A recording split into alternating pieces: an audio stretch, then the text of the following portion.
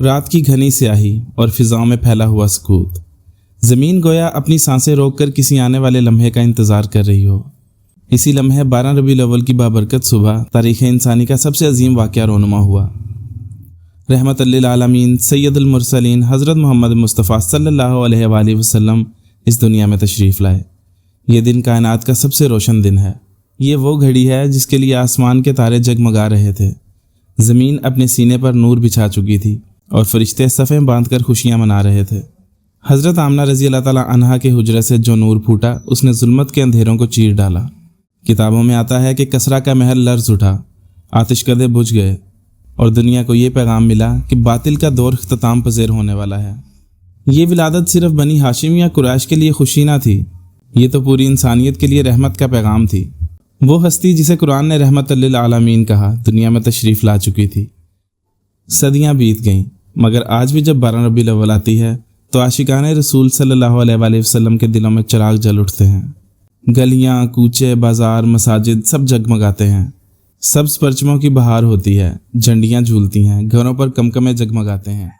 شہر کا شہر روشن ہو جاتا ہے، گویا ستارے زمین پر اتر آئے ہوں۔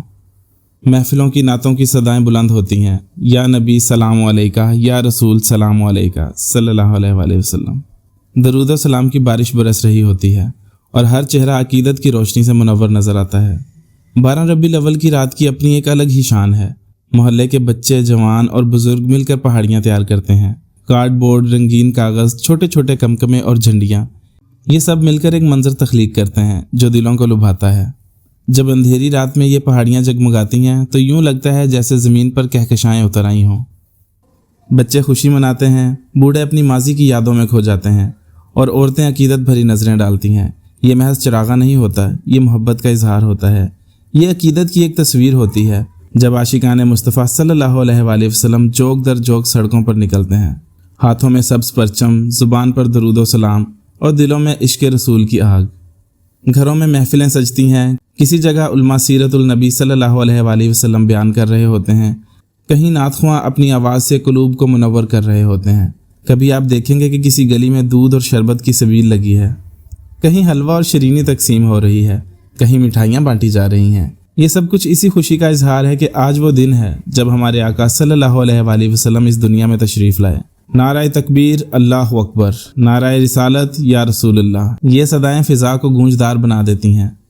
یہ جلوس صرف لوگوں کی بھیڑ نہیں ہوتے، یہ ایمان کا سمندر ہوتا ہے، یہ عشق کی روانی ہوتی ہے۔ اس رات کی فضاؤں میں ایک عجیب سا سکون ہوتا ہے۔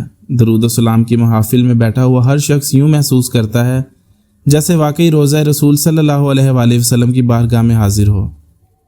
محبت کی خوشبو چاروں طرف پھیلی ہوتی ہے، دل کی دھڑکنیں ایک ہی نام پکارتی ہیں، محمد صلی اللہ علیہ وآلہ وسلم۔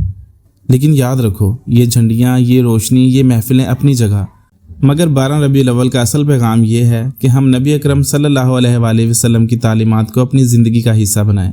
وہ نبی صلی اللہ علیہ وآلہ وسلم جو امن کے پیمبر تھے، جو معافی اور درگزر کے پیکر تھے، جو مساوات کے علمدار تھے اور جنہوں نے انسانیت کو عزت بخشی۔ ہم اگر اپنی زندگی میں ان کی سنت کو شامل کر لیں تو یہی سب سے بڑا جشن ہوگا۔ 12 ربیع الاول کی یہ رات اور دن ہمیں صرف خوشی نہیں دیتے بلکہ یہ ہم پر ذمہ داری بھی ڈالتے ہیں۔ ذمہ داری کہ ہم محبت رسول صلی اللہ علیہ وسلم کو دلوں میں بسائیں اور سیرت رسول صلی اللہ علیہ وآلہ وسلم کو اپنی عملی زندگی میں اپنائیں۔ آؤ اس رات کا اختتام اس دعا سے کریں، یا اللہ ہمیں اپنے محبوب صلی اللہ علیہ وآلہ وسلم کی سچی محبت عطا فرما، ہمارے دلوں کو ان کی محبت سے لبریز کر دے اور ہماری زندگیاں ان کے نقش قدم پر چلنے والی بنا دے۔ آمین یا رب العالمین۔